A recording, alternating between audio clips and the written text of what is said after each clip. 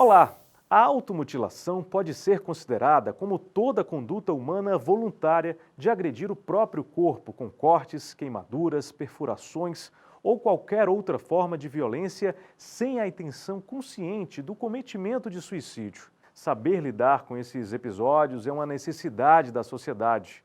Por isso, a Secretaria de Gestão do Trabalho e da Educação na Saúde, do Ministério da Saúde do Brasil, e a Organização Pan-Americana da Saúde, em parceria com a Fundação Demócrito Rocha, colocam este curso à sua disposição. Seja bem-vindo ao curso Prevenção à Automutilação. Esperamos que você possa ajudar a comunidade capacitando e multiplicando os importantes conteúdos que vamos ver por aqui. Mas antes de começar a aula de hoje, vamos conhecer um pouco sobre essas instituições. A Secretaria de Gestão do Trabalho e da Educação na Saúde, SGTS, é responsável por formular políticas públicas orientadoras da gestão, formação e qualificação dos trabalhadores e da regulação profissional na área da saúde no Brasil. A Organização Pan-Americana da Saúde, OPAS, trabalha com os países das Américas para melhorar a saúde e a qualidade de vida de suas populações. Fundada em 1902, é a organização internacional de saúde pública mais antiga do mundo. A Fundação Demócrito Rocha foi criada em 1985 com a missão de contribuir para a promoção do desenvolvimento humano, por meio da educação, da cidadania e da produção cultural. A FDR disponibiliza diversos cursos técnicos, de extensão e cursos livres, que têm alcançado milhares de alunos em todo o Brasil, como este que você tem acesso agora. Então, vamos nessa! Hoje começamos nossa série de 2 encontros dedicados ao curso Prevenção à Automutilação.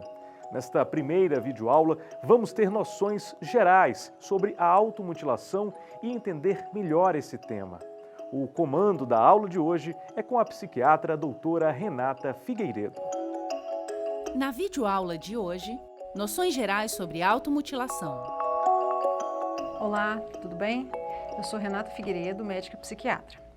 Vamos iniciar a aula hoje sobre um importante tema que é a prevenção à automutilação. Falarei sobre os conceitos de automutilação e algumas estratégias de prevenção, além de como identificar os comportamentos autolesivos e o que fazer quando identificamos alguém que se automulesiona. Abordar adequadamente a automutilação é uma importante estratégia de prevenção.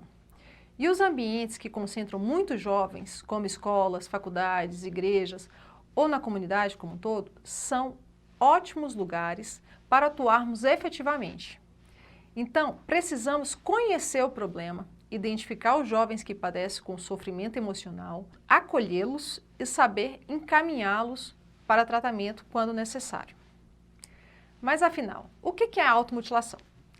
Automutilação, autolesão, lesão autoprovocada, lesão autoinfligida e autodano são todos termos utilizados como sinônimos para se referir ao mesmo comportamento.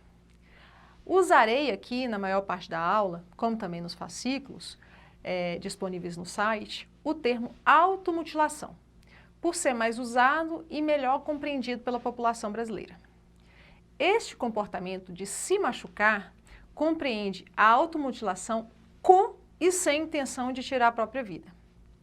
O foco dessa aula será a automutilação sem intenção suicida. Teremos outras aulas com foco na prevenção ao suicídio. A distinção entre a autolesão sem intenção suicida e o suicídio ainda é muito difícil de ser feita. Deve ser analisado caso a caso, de acordo com as circunstâncias. Na automutilação, há um claro desejo de se ferir, causando dano imediato a partes do seu corpo. O tema ganhou visibilidade nas últimas décadas, tanto do ponto de vista científico quanto de saúde pública. No entanto, novas pesquisas são necessárias para buscarmos novas formas de estratégias de prevenção e de intervenção. Devemos ter atenção e não caracterizar a automutilação os comportamentos que são socialmente aceitos dentro da cultura. Por exemplo, ter tatuagem, colocar piercing ou se lesionar em rituais religiosos. E nem os comportamentos autolesivos acidentais e indiretos, como nos transtornos alimentares ou no abuso de substâncias, usar álcool e dirigir e sofrer um acidente. É importante, segundo as boas práticas de prevenção à automutilação e de prevenção ao suicídio, não falarmos sobre os métodos de se machucar ou de tirar a própria vida, para evitar ensinar ou sugerir algum meio ou alguma forma para fazer isso. Em quem já está pensando, é claro. Mas, atenção, isso é diferente de perguntar se a pessoa tem intenção de se matar, tem a intenção de se ferir, ou se tem planos, ou se já tem comportamento autolesivo. Nem sempre é fácil identificar os sinais de comportamento autolesivo e das lesões provocadas, uma vez que são frequentemente escondidas, seja por vergonha ou por tal comportamento não ser aprovado pela sociedade. Então, como podemos identificar quando esses casos ocorrem? Aqui eu vou falar, como é uma aula para profissionais de saúde e da educação, eu irei citar as lesões mais comuns, não a forma de fazê-las, claro. Para que os adultos possam reconhecer quando o jovem tem algum desse comportamento. Por exemplo, os cortes são as lesões mais frequentes. Está presente em quase 95% das pessoas que se automutilam. Queimaduras em quase 80%, autogolpes em mais de 70%, coçar até se ferir em quase 60% dos casos, se morder em metade dos casos.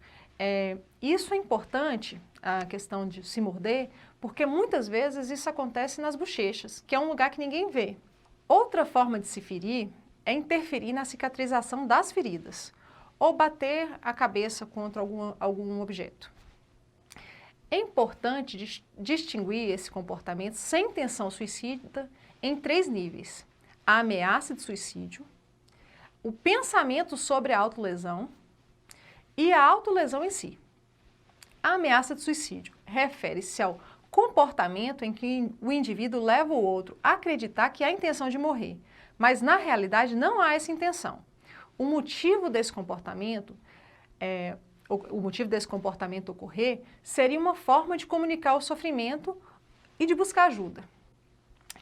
Pensamentos autolesivos são os pensamentos sobre o engajamento em comportamentos de autolesão, os quais geralmente acontecem antes do ato.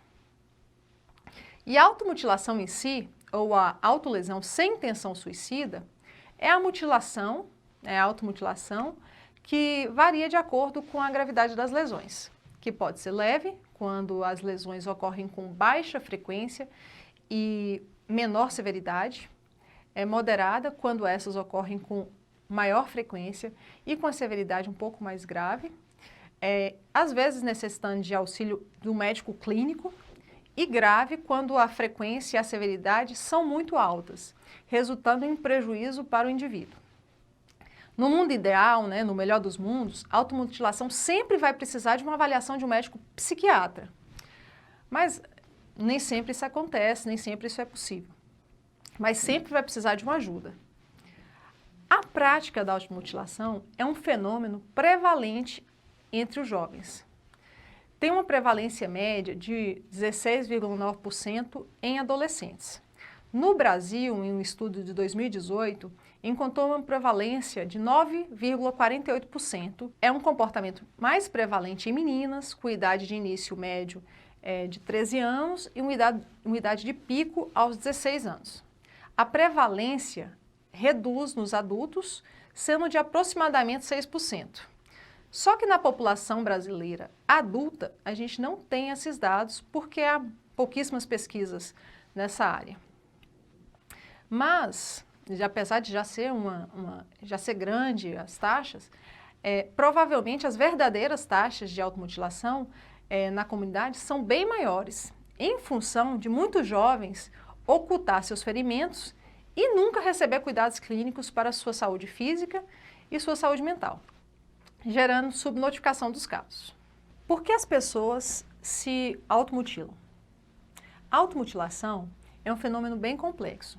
As pessoas podem fazer por razão tanto intrapessoal, que ocorre entre 81% a 96% das vezes, e interpessoal, interpessoal. O que isso quer dizer? As duas principais funções da intrapessoal são o alívio da dor emocional, né, que seria aliviar momentaneamente o sofrimento e esquecer a situação que provocou esse sofrimento, situação que não foi encontrada uma alternativa para lidar com tamanha dor. E a autopunição, que seria a outra função intrapessoal. Por outro lado, as funções interpessoais, que está relacionada a 32% a 56% das vezes que o indivíduo automutila, então algumas vezes acontece pelos dois motivos, a intenção é comunicar o sofrimento, o próprio sofrimento, pertencer ao grupo, né, aquele grupo que se automutila, ou punir a outra pessoa. Isso também acontece, mas como vimos, a minoria das vezes. Esse comportamento também é influenciado por fatores genéticos, cognitivos, ambientais e afetivos, que se interagem e se somam. Não tem um fator único, todos eles podem ocorrer, ou um ou outro pode ocorrer, interagindo e se somando.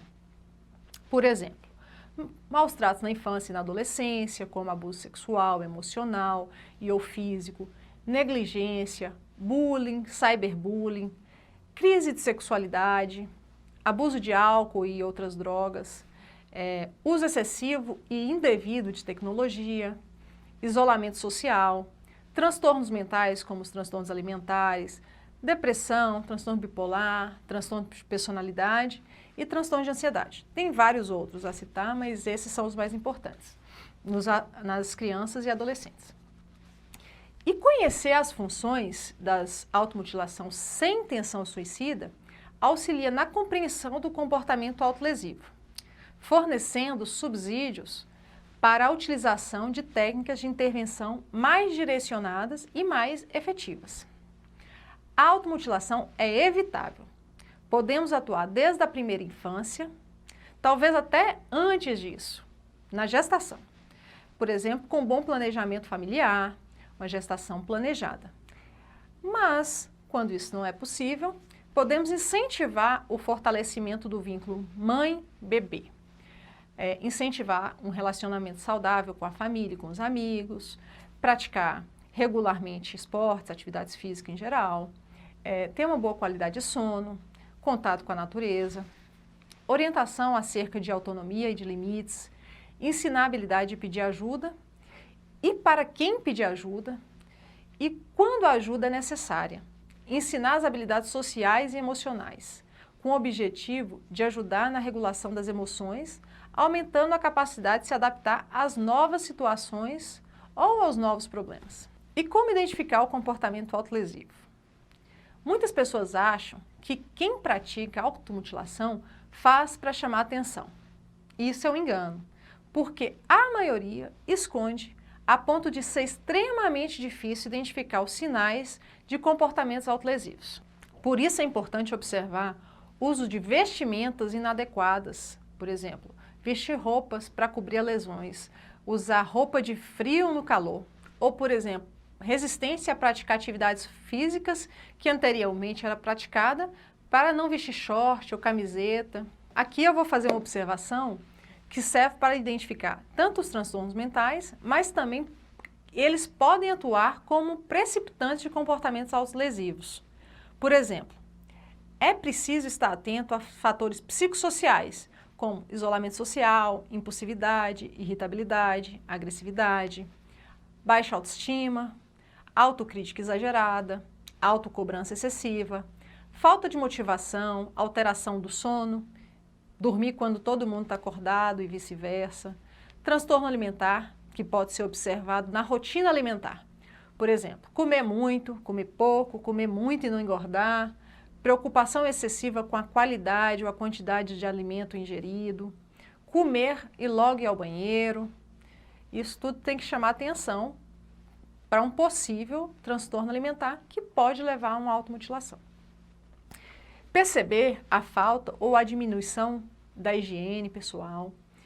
Às vezes, a motivação pode ser externo, né? Pode ser, por exemplo, uma pessoa que está sofrendo bullying ou cyberbullying, a falta de afeto e de atenção da família, a falta de reconhecimento e valorização. Agora que você compreendeu como identificar os casos de automutilação, precisamos saber como deve ser o tratamento destas pessoas. Uma vez que identificamos essas alterações de comportamentos e até mesmo casos de automutilação, o que fazer? Primeiro é proporcionar ao jovem um ambiente acolhedor, tranquilo, afetivo, sem fazer críticas e julgamentos. E sem tirar conclusões precipitadas. A pessoa que se automutila muitas vezes faz porque tem dificuldade em lidar com conflitos emocionais e a automutilação foi a forma não bem adaptada ou mal adaptada que ela encontrou para obter alívio da angústia. Segundo, deve-se estabelecer uma relação de confiança e respeito, com um bom diálogo, demonstrando atenção, preocupação, carinho. Uma outra conduta apropriada é demonstrar que existem outros meios para a resolução de conflitos, como procurar tratamento psicológico, psiquiátrico. E não podemos esquecer da rede de apoio familiar, dos profissionais de saúde, da educação, dos amigos. E essa rede é fundamental para o tratamento e a recuperação. A partir do momento em que este indivíduo é acolhido, ouvido e começa a dividir suas preocupações e angústias, ele passa a se sentir mais seguro, confiante e isso influencia muito a melhora do seu estado emocional. Não se deve deixar de dar atenção a esses jovens, ainda que se trate de lesões leves e superficiais, aparentemente sem risco. E o que devemos avaliar? Principalmente as causas relacionadas a esse comportamento. Além disso, é importante observar alguns aspectos como histórico e evolução do comportamento autolesivo, métodos utilizados, severidade das feridas, uso excessivo de internet e risco de suicídio. Não reagir ao episódio de comportamento autolesivo com pânico, exagero, repulsa, espanto, gritos, chantagens, isso não resolve. Não se deve expor publicamente quem se automutila, mas também não se deve demonstrar interesse excessivo no comportamento autolesivo, como pedir para ver as feridas, fazendo com que a pessoa reviva detalhes aquele momento que ela sofreu já quando se automutilou. E o que a gente pode fazer para prevenir? A ideia é prevenir o maior número de fatores de risco e aumentar os fatores protetivos. Por exemplo, a gente pode ensinar habilidades para impedir o surgimento de comportamento em pessoas vulneráveis e propensas à prática, como jovens com pouco mecanismo de adaptação, aqueles jovens pessimistas, inseguros, impulsivos, que têm uma distorção da imagem corporal, baixa autoestima, instabilidade emocional, os que padecem de transtornos mentais, tratá-los, os que sofreram traumas como negligência, abuso em geral, devem ser tratados e aí, consequentemente, prevenir a autolesão. Para a prevenção também é fundamental tratar a família que tem uma dinâmica ruim. Por exemplo, que tenha pessoas que tenham dependência química ou que tenham violência, que sofram violência doméstica.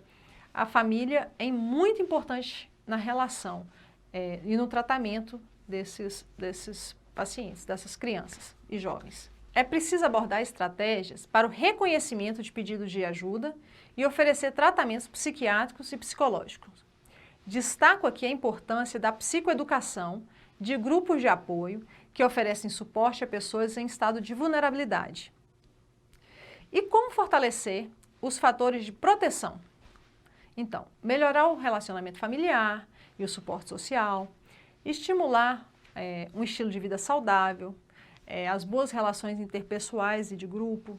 A intenção é que o indivíduo seja capaz de lidar com os conflitos próprios e até com os conflitos alheios, como, por exemplo, como intermediador no problema dos outros. Um dos exemplos práticos disso, da importância de ter dessas habilidades, é saber lidar com situações de bullying ou cyberbullying, evitando comportamentos autodestrutivos. E como vamos fazer esse tratamento?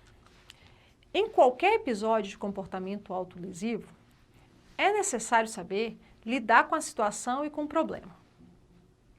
O comportamento autolesivo não é um diagnóstico, provavelmente é um sintoma que pode ser de qualquer transtorno psiquiátrico e até pode nem ter um transtorno psiquiátrico. O tratamento deve ser aplicado individualmente e em conjunto com os outros diagnósticos que possam existir, com uma equipe multidisciplinar, interprofissional, para que o tratamento seja englobando intervenções psicoterápicas, farmacológicas, com a participação de múltiplos agentes sociais, como os pais, outros familiares, educadores, profissionais da saúde e um ambiente estruturado. Lembrando que é preciso ter uma postura isenta de juízo moral, proporcionando ao indivíduo e sua família um espaço seguro para que todos falem e expressem suas dificuldades. É preciso voltar o olhar para o indivíduo e a família. Nesse ponto, a psicoeducação orientada para ambos é fundamental. Além disso, se a família precisar, ela também deve receber esse suporte psicológico e psiquiátrico, para que tenha estrutura emocional para lidar com a situação complicada. Então, eu vou deixar para falar mais sobre a abordagem prática de prevenção e de intervenção no nosso próximo encontro. Até lá! É hora da revisão. Hoje compreendemos o termo autolesão e descobrimos que sua prática pode estar conectada a diversos outros fatores sociais, emocionais, psicopatológicos, etc. Compreendemos também como identificar o comportamento autolesivo através de diversas pistas que os praticantes da autolesão nos dão. Precisamos ficar atentos. Descobrimos também como prevenir e como tomar atitudes que possam realmente ajudar. A intenção é que o indivíduo desenvolva uma resiliência emocional e social, aprenda a lidar com os conflitos e desenvolva estratégias de enfrentamento para lidar com situações de estresse. Conhecemos também as diversas terapias que podem ser utilizadas para reduzir os danos do comportamento autolesivo. Chegamos ao final desta videoaula. Temos uma segunda aula sobre esse tema, onde vamos falar sobre uma abordagem prática de prevenção e de intervenção nos casos de automutilação.